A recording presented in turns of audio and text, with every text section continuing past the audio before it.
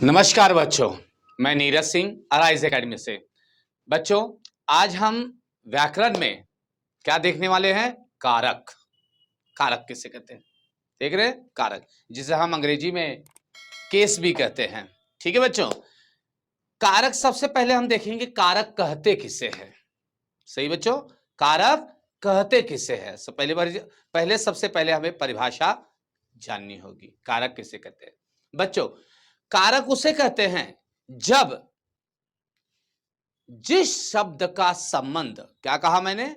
जिस शब्द का संबंध संज्ञा या सर्वनाम के साथ जुड़ा होता है या संबंध आता है, उसे हम कारक कहते हैं। बच्चों, समझ में आया मैंने क्या कहा? कारक किसे कहते हैं?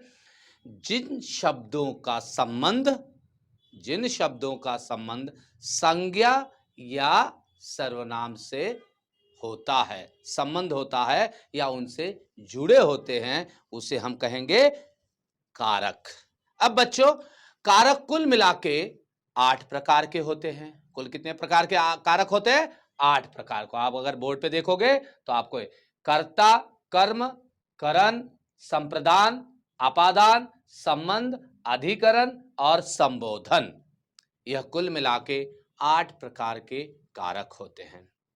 ठीक है बच्चों, लेकिन बच्चों, अगर आप इस कारक को एक गाने के रूप में याद कर ले तो बहुत ही सटीक आपको याद रहेगी, और आप किसी भी तरह का वाक्य अगर आपको आ जाए तो उस कारक, उस वाक्य के भेद को आप पहचान सकते हो। आपको परीक्षा में आता कैसे? कारक पहचानिए या दिए गए शब्दों के भेद पहचानिए। आपको वाक्य दिया रहता है, कारक पहचानिए या दिए हुए अधोरेखित किए हुए शब्द का कारक बताइए। आपको वाक्य दिया जाता है और वाक्य दिए जाने पे आपको उसे पहचानना है। लेकिन पहचानने का बड़ा सटीक रास्ता है बच्चों, एक गाने के रूप में उसे याद कर लीजिए तो आपको बहुत अच्छी तरह से याद रहेगा। क्या कहेंगे उसे हम? कर्ता ने कर्म को, ध्यान रखिए मैंने क्या कहा? कर्ता ने कर्म को करण से, संप्रदान को के लिए, अपादान से संबंध का की, अधिकरण में पर और संबोधन हो अरे। हो अरे, एक एक भी मैंने यहाँ पे 2-2 3-3 लिखे हैं कुछ, लेकिन एक एक भी याद करोगे तो आपको आशय समझ में आएगा। कर्ता ने कर्म को करण से, संप्रदान को अपादान से, संबंध का की, अधिकरण में पर और संबोधन हो रे। ये ऐसा एक गाना, आप लोग गाने बड़े अच्छी तरह से याद कर लेते हो, गुनगुनाते रहते हो एकांत में। उसी तरह से इस कारक को भी आप गाने के रूप में अगर याद कर लो तो आपको आसानी से यह कारक याद रहेंगे, जीवन भर आपको याद रहेंगे, आपको खुद भी काम आएंगे और आने वाली पीढ़ी के लिए भी आप उन्हें बता सकते हो। बच्चों, कारक, अब हम इन कारकों को, दिए गए कारकों को उनके कुछ उदाहरणों के साथ बताएंगे। आपको समझ में आया बच्चों? कुल मिला के 8 कारक हैं। हम एक एक करके आपको उदाहरण के रूप में बताएंगे जिनका आपको अर्थ आसानी से समझ में आएगा। जैसे कि बच्चों, जिस संज्ञा अथवा सर्वनाम, क्या कहा मैंने? जिस संज्ञा अथवा सर्वनाम पर क्रिया का या प्रभाव पड़ता है। क्या कहा मैंने? जिस संज्ञा अथवा सर्वनाम के लिए रूप में, मतलब जैसे कि मैंने कहा संज्ञा या सर्वनाम दोनों हो सकता है। संज्ञा सर्वनाम पर क्रिया का क्या पड़ता हो? प्रभाव पड़ता हो, मतलब जिस पे इफेक्ट पड़ता हो, प्रभाव पड़ता हो उसे हम क्या कहेंगे? समझ में आया मैंने क्या कहा? कर्ता। या समझ में आया? अब देखिए एक एक करके हम पढ़ेंगे। संज्ञा सर्वनाम के रूप में किया जाता हो। अब देखिए एक एक करके देखते हैं। पहला कर्ता है। कर्ता मतलब किसे कहते हैं? कर्ता की मतलब क्या? कर्ता मतलब काम करने वाला, जिसके द्वारा कार्य हो रहा हो। क्या मैंने कहा? कर्ता। कर्ता का मतलब होता है जिसके द्वारा कार्य हो रहा हो, वह कर्ता हो गया। मतलब जिस वाक्य में अगर संज्ञा तथा सर्वनाम, यह क्या है? संज्ञा तथा सर्वनाम के रूप में किया जाता हो। कर्ता का रूप में किस में किया जाता? संज्ञा मतलब वो भी कर्ता होगा और सर्वनाम भी कर्ता होगा, क्योंकि कभी कभी हम किसी का नाम लेके कहते हैं या कभी कभी हम संज्ञा की जगह पे सर्वनाम का इस्तेमाल करते हैं। ऐसे समय पे जिस रूप में क्रिया करने वाला होता है वही कर्ता होता है, तो उसे हम कर्ता कारक कहते हैं। अब लेकिन कहेंगे कैसे? जैसे मैंने एक वाक्य कहा, राम ने रावण को मारा। राम ने रावण को मारा, ने शब्द आया बच्चों, ध्यान रखो मैंने क्या कहा, कर्ता ने। मैंने कहा ना राम ने रावण को मारा, तो किसने मारा रावण को? राम ने मारा। किसने मारा रावण को? राम ने मारा। किसने मारा? प्रश्न उसमें पूछिए, किसने मारा रावण को? राम ने मारा। तो राम कौन है? कर्ता है। तो कौन कारक हुआ? कौन सा कारक है? कर्ता कारक। मतलब काम किसने किया है? कर्ता ने किया है। कौन करता है? राम है। राम क्या है? संज्ञा है। तो यहां पे कर्ता कारक आएगा, कारक की बात हो रही है यहां पे। राम ने रावण को मारा, समझ में आया? तो यहां पे कर्ता कारक। जैसे कृष्ण ने कंस को मारा। कृष्ण ने कंस को मारा, समझ में आ रहा है बच्चों? शिक्षक ने विद्यार्थियों को यहां पे को नहीं आएगा, शिक्षक ने विद्यार्थियों को मारा। ने, यहां पे ने आ गया, समझ में आ रहा है बच्चों? तो किसके द्वारा कार्य हो रहा है वही हमारा क्या कहलाएगा? कर्ता कारक कहलाएगा। ऐसे बहुत सारे वाक्य आपके सामने आएंगे, आपने पढ़े होंगे, आप उनका रिवीजन कीजिए तो आपको समझ में आएगा। कर्ता, कर्ता ने। अब अगला कारक है बच्चों हमारा क्या है? कर्म, कर्म कारक। अब कर्म कारक किसे कहते हैं? जिस संज्ञा अथवा सर्वनाम पर क्रिया का क्या होता हो? प्रभाव पड़ता हो। क्या कहा मैंने? जिस संज्ञा तथा सर्वनाम पर क्रिया का प्रभाव पड़ता हो उसे हम कर्म कारक कहेंगे। उसे क्या कहेंगे? कर्म कारक कहेंगे। अब कर्म कारक क्या है? देखो, कर्म कारक क्या है? जिसके द्वारा कर्म हो रहा हो। जैसे पहले वाला वाक्य भी हमने कहा, राम ने रावण को मारा, वो भी कर्म कारक आ जाएगा।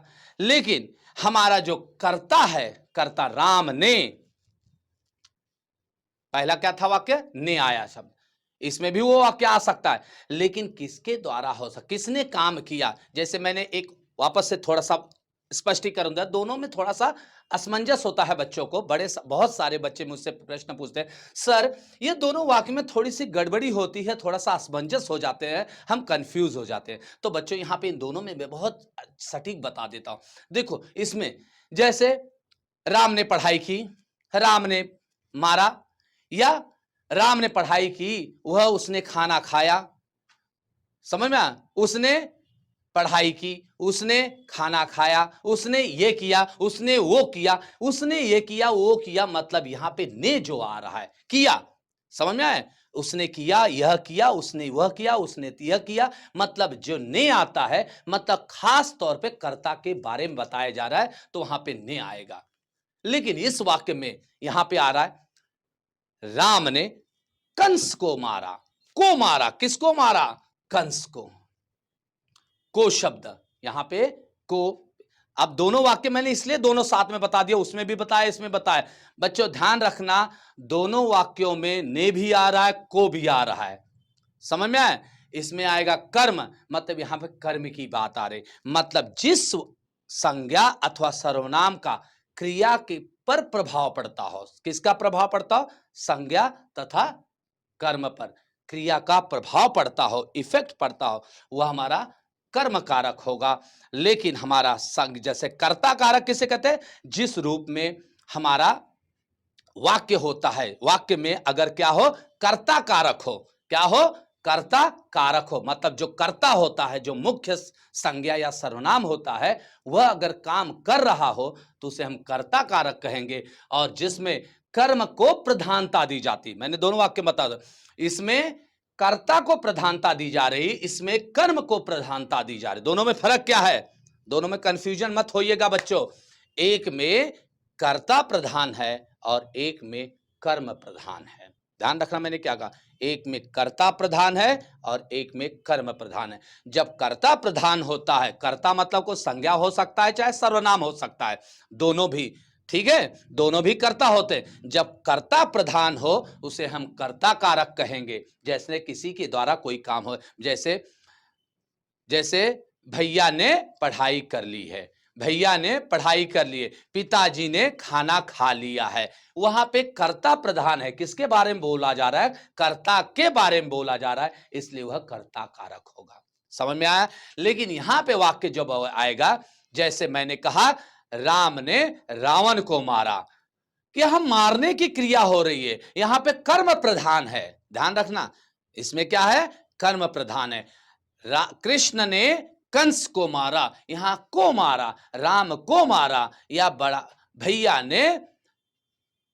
ने पड़ोसी के बच्चे को मारा, भैया ने पड़ोसी के बच्चे को मारा। यहां पे मारने मतलब क्रिया, यहां क्रिया कर्म, जो कर्म हो रहा है कर्म प्रधान है, लेकिन इस वाक्य में कर्ता प्रधान है। बच्चों इस दोनों में असमंजस होता है, बहुत सारे बच्चे मुझे हमेशा पूछते हैं, और इसमें आप लोग कभी गड़बड़ाइए मत। ये दो चीजें, कर्ता और कर्म, जहां ने आया, कभी कभी दोनों वाक्यों में भी नहीं आता है। समझ में आया। इसलिए इसमें जिसमें कर्ता प्रधान हो वो कर्ता कारक होता है, और जिसमें कर्म प्रधान होता है वह कर्म कारक कारक होता है। समझ में आया दोनों को सटीक। फिर भी अगर आपको कुछ उसमें समस्या हो तो आप मेरे वीडियो को में आप शेयर कर सकते हैं आपकी समस्याओं को। अगला हमारा है करण। करण कारक किसे कहते हैं हम, करण कारक किसे कहते हैं, जिसके द्वारा कार्य हो रहा है। मैंने पहले भी बताया, संबंध मतलब कि कारक ही क्या है, कारक मतलब क्या है, जब संज्ञा तथा सर्वनाम के साथ जिसका संबंध जोड़ा जाता है वही सब कारक है। इसमें हम क्या देखेंगे, करण कारक। करण कारक में से और के द्वारा, मतलब यहां पे कर्ता और कर्ता मतलब कौन, सर्वनाम या संज्ञा, सर्वनाम या संज्ञा, इन दोनों के द्वारा कोई कार्य जब होता हो तब हम उसे क्या कहते हैं, करण कारक कहते हैं। अब देखो, जैसे कि मैं एक वाक्य बताता हूं, जैसे इस समय दिवाली चल रही है बच्चों, जैसे रामायण आप लोगों ने देखा होगा, रामायण में राम के बाणों से रावण का वध हुआ, राम के बाणों से रावण का वध हुआ। समझ में आया।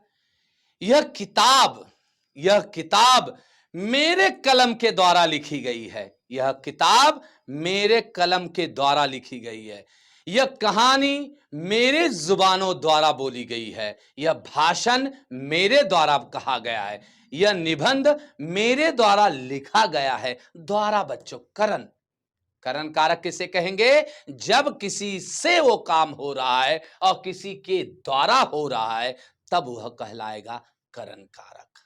समझ में आया मैंने क्या कहा, कि यह निबंध या यह उपन्यास मेरे द्वारा लिखा गया है। ठीक है बच्चों, यह निबंध मेरे द्वारा लिखा गया है, या यह उपन्यास मेरे द्वारा लिखा गया है, या यह कार्य मेरे से हुआ है, से आया, से या के द्वारा आता है, तब हमारा यह क्या कहलाएगा, करण कारक कहलाएगा। यह हमारा क्या था, तीसरा कारक था। ठीक है, तीसरा कारक हमारा था क्या, करण कारक, जो किसी के द्वारा किया जाता है। अब चौथा है, चौथा हमारा क्या है बच्चों, कुछ समस्या है तो आप अपने कमेंट्स में दे जाइएगा मुझे, मैं उसका जवाब जरूर दूंगा। अब अगला हमारा चौथा है, क्या है, संप्रदान कारक। क्या है, संप्रदान कारक। अब संप्रदान कारक में क्या बताया, को के लिए, संप्रदान कारक क्या हमारा कहता है, को के लिए, मतलब को और के लिए। जैसे पिताजी ने भैया के लिए कपड़े लाए हैं। क्या कहा मैंने, पिताजी ने भैया के लिए कपड़े लाए हैं। मां ने भैया को पराठे दिए, माँ ने भैया को पराठे दिए। को मतलब संप्रदान मतलब क्या, जब हम किसी को के लिए काम कर रहे हैं। संप्रदान, सबसे पहली संप्रदान की बात ये आती है जिसके लिए क्रिया की जाती है। समझ में आया? संप्रदान मतलब क्या, जिसके लिए क्रिया की जाती है। मतलब क्या, पिताजी ने क्या भैया के लिए कपड़े लाए, या पिताजी ने भैया के लिए मिठाई लाई। अब कार्य तो हुआ यहां पे, कार्य तो यहां पे हुआ, लेकिन वह कार्य किसके लिए हुआ है, वह सबसे महत्वपूर्ण है। किसके लिए किया जा रहा है, कार्य किया जा रहा है, लेकिन किसके लिए किया जा रहा है उसका ज्ञान हमें होता है। समझ में आए? संप्रदान में हमें क्या होता है, कार्य हो रहा है, लेकिन किसके लिए हो रहा है। फिर बच्चों यहां पे आएगा, मैंने पहले कहा कारक जो होता है संज्ञा सर्वनाम के लिए होता है, तो यहां पे संप्रदान किसके लिए हो रहा, भैया के लिए। भैया भी क्या है, संज्ञा सर्वनाम में ही आते हैं, तो उसके लिए जब कार्य होता हो तो उसे हम क्या कहेंगे, संप्रदान कारक कहेंगे। किसी के लिए हो रहा है, किसी को किया जा रहा है कार्य। अगर कार्य जो हो रहा है किसके लिए या किसी को लिए हो रहा है, तब हम वहां पे संप्रदान कारक कहेंगे। समझ में आया बच्चों? अगला हमारा है चौथा जो है अपादान। अपादान किसे कहते हैं? अपादान मतलब संज्ञा या सर्वनाम के संज्ञा या सर्वनाम के जिस रूप की, समझ में आए, जिस रूप के किसी के अलग होने का क्या होता है, अलग। जैसे एक मैं वाक्य कह दूंगा, अटैच और डिटैच, एक आना और अलग होना। बच्चों ध्यान रखना, अपादान सबसे बढ़िया है। ध्यान रखना, अपादान मतलब क्या, जब किसी से अलग कोई होता है। अपादान क्या कहना है, जब हम किसी से अलग होते हैं, कोई चीज संज्ञा सर्वनाम कहीं से अलग हो रहा हो, तब हम उसे कहेंगे, मैं अपनी भारी भाषा, वैसे शाब्दिक अर्थ से अलग कह दिया जाएगा। जैसे कि अपदान संज्ञा या सर्वनाम के जिस रूप के किसी के अलग होने का ज्ञान हमें प्राप्त होता है। किसी के अलग होने का ज्ञान हमें जब प्राप्त हो, क्या कहा मैंने, किसी के अलग होने का, मैंने बोला अटैच, डिटैच जो अलग होता है। जैसे मैंने कहा मैं पूना से बंबई गया, मैं पूना से बंबई गया, से आ गया शब्द, कहां से गया, पूना से बंबई गया। पूना भी शब्द क्या है, संज्ञा है, बंबई भी शब्द संज्ञा है। और जब दोनों से संबंध जोड़ा जा रहा, कारक यही बताता है संज्ञा सर्वनाम का संबंध जब होता है, तब इसीलिए बच्चों कहेंगे संबंध कारक क्या बताया हमारा, अपादान। अपादान क्या है हमारा, संबंध बताता है, किससे, संज्ञाओं से। मैंने कहा मैं पूना से बंबई गया, से गया, मैं विद्यालय से घर आया, हम सभी पिकनिक से घर रात 9 बजे आए। से कहीं से अलग हो रहे हैं, तब वह क्या कहलाता है, हमारा अपादान। अपादान समझ में आ रहा है बच्चों? अपादान किसे कहेंगे, जब हम किसी से अलग होते हैं तो यहां पे हम अपादान कहलाएंगे बच्चों। ठीक है बच्चों, कितने हुए हमारे, कर्ता कारक हुआ, कर्म कारक हुआ, करण कारक, और संप्रदान और अपादान। अब अगले बचे हुए हमारे 3 और कारक हैं, वो देखेंगे बच्चों हम लोग। ठीक है बच्चों, किसी को कुछ समस्या होगी तो आप मुझे कमेंट्स में जरूर लिखिएगा। अगला हमारा है, अगला हमारा कौन सा है, संबंध। ठीक है, अगला हम संबंध की तरफ बढ़ेंगे। अभी हमारे कितने हुए, कर्ता कारक, कर्म कारक, करण कारक और संप्रदान कारक हुआ है, और अपादान हुआ है। बचे हुए 3 अगला मैं आपको बताने चलूंगा। ठीक है बच्चों, 3 में कुछ समस्या हो तो आप मुझे कमेंट्स में जरूर बोलिएगा। ठीक है, अब हम अगले बचे हुए 3 की तरफ बढ़ेंगे। हाँ बच्चों, बचे हुए और 3 हम देखते हैं। हमने 5 देख लिए थे, जिसमें कर्ता, कर्ता ने, कर्म को करण से, संप्रदान को के लिए अपदान से, तकले देख लिया है। मैंने पहले भी बताया बच्चों, कारक जो हम देखते हैं, कारक हमेशा संबंध बताता है। कारक क्या बताता, संबंध बताता, और वो भी संबंध किससे बताता, हमारे संज्ञा और सर्वनाम से। लेकिन वो संज्ञा और सर्वनाम का संबंध किस चीज से हो रहा है, वह हमें एक कारक के माध्यम से हमें पता चलता है बच्चों। ठीक है बच्चों, अभी हमने अंतिम वाला देखा था, इसमें 5वां जो देखा था, से, जो मैंने पहले बताया, से क्या है, अलग, अलग। मतलब से अलग। समझ में आया? मैं यहां से जा रहा हूं, मैं यहां से क्या हो रहा हूं, जा रहा हूं। से मतलब जाना, अलग हो जाना, मैं यहां से जा रहा हूं।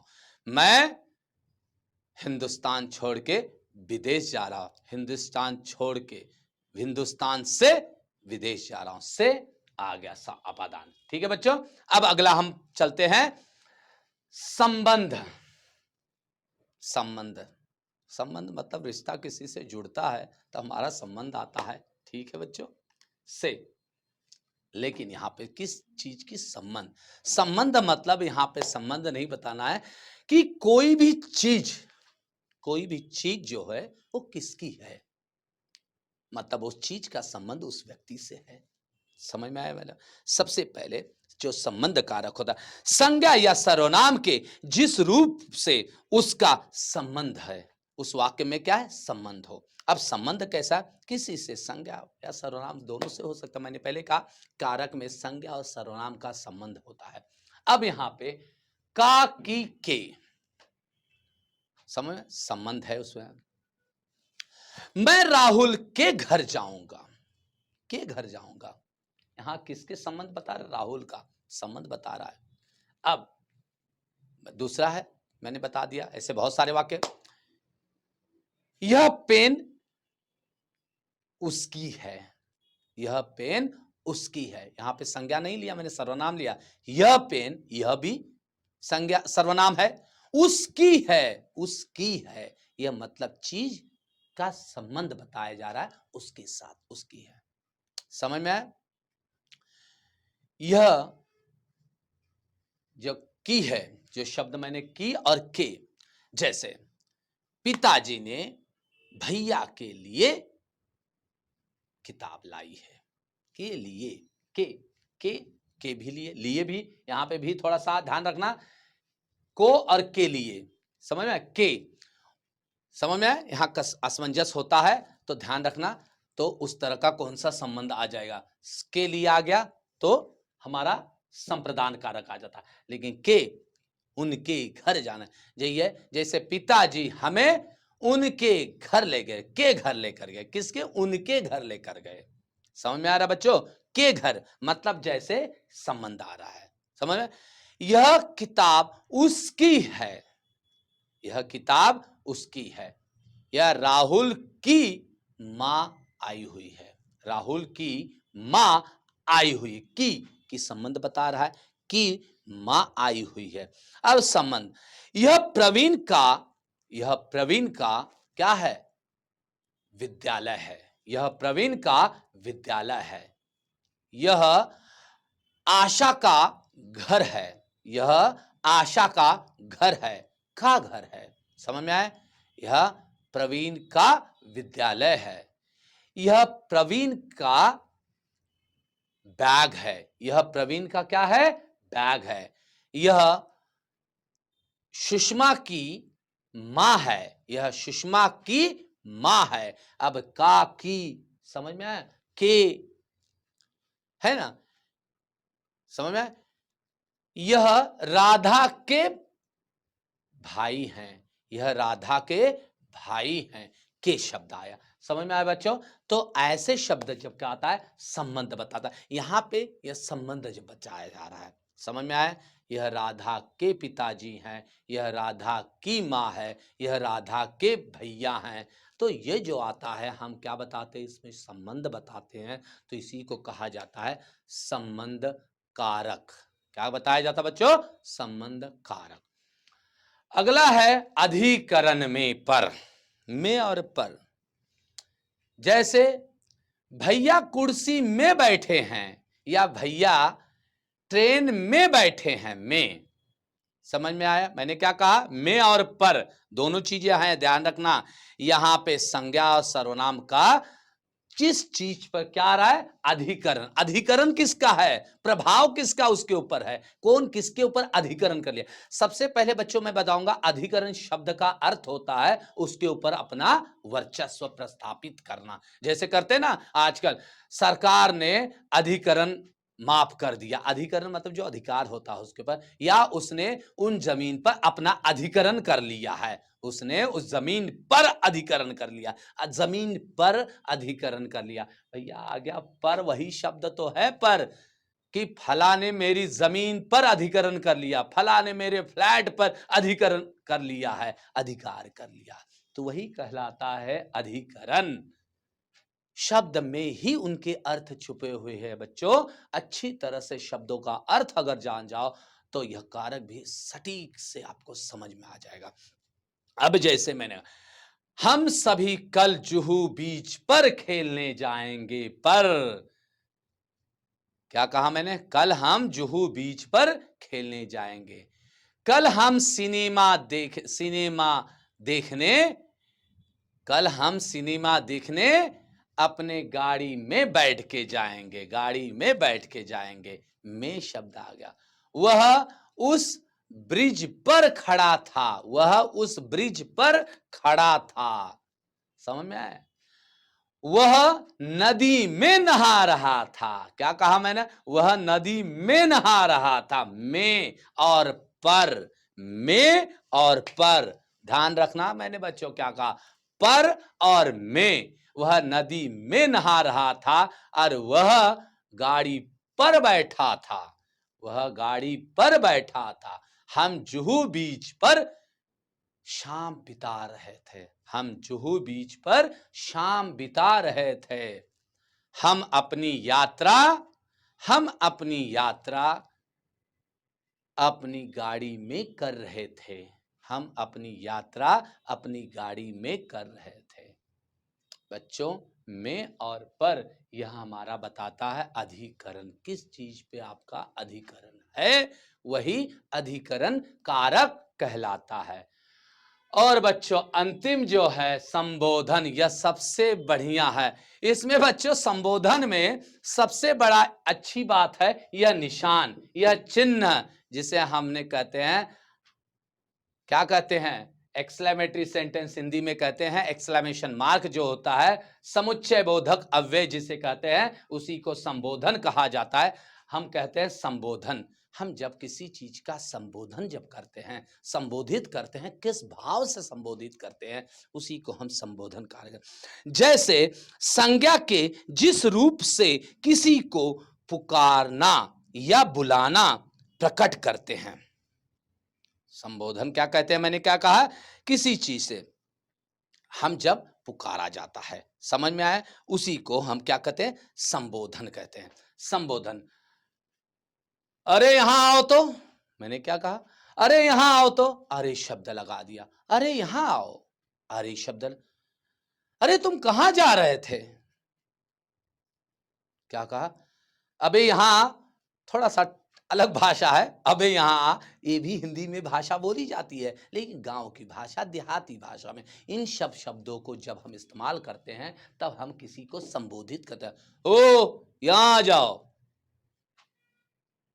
अरे यार कहां जा रहे हो, ऐसे शब्द जब हम कहते हैं किसी को संबोधित, ओ भाई साहब क्या कर रहे हो, क्या कहा मैंने, ओ भाई साहब क्या कर रहे हो। अब किसी को उनका नाम तो जानता नहीं मैं, ओ भाई साहब, ओ भाई साहब मैंने कह दिया, तो वो जब है तो उनको मैं संबोधन करने के लिए, संबोधित करने के लिए, उन्हें पुकारने के लिए जिन शब्दों का इस्तेमाल मैं किया जा रहा हूं उसी को संबोधन कहते हैं।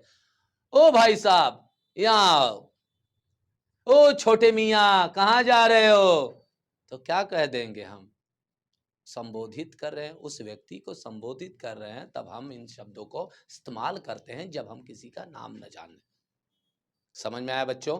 तो संबोधन जो होता है किसी को संबोधित करने के लिए, किसी को कहने या पुकारने बुलाने के लिए जिन शब्दों का इस्तेमाल किया जाता है संज्ञा में, संज्ञा की जगह पे या सर्वनाम की जगह पे, तो उसी को हम कहते हैं संबोधन कारक कहते हैं, उसी को क्या कहते हैं, संबोधन कारक।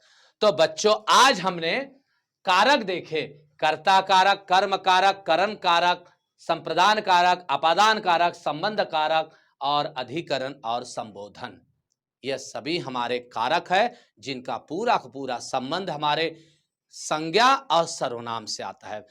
बच्चों ठीक है, अगर इस कारक में, इन कारकों में अगर कोई आपको डाउट हो, आप कमेंट्स में जरूर लिखिएगा, उसका जवाब मैं जरूर दूंगा बच्चों।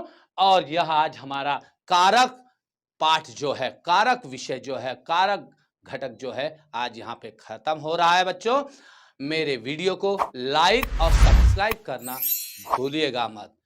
धन्यवाद बच्चों, फिर मिलेंगे नए उत्साह के साथ, नए वीडियो में, आपकी समस्याओं के साथ में, आपने किए हुए कमेंट्स के साथ में मिलेंगे। धन्यवाद।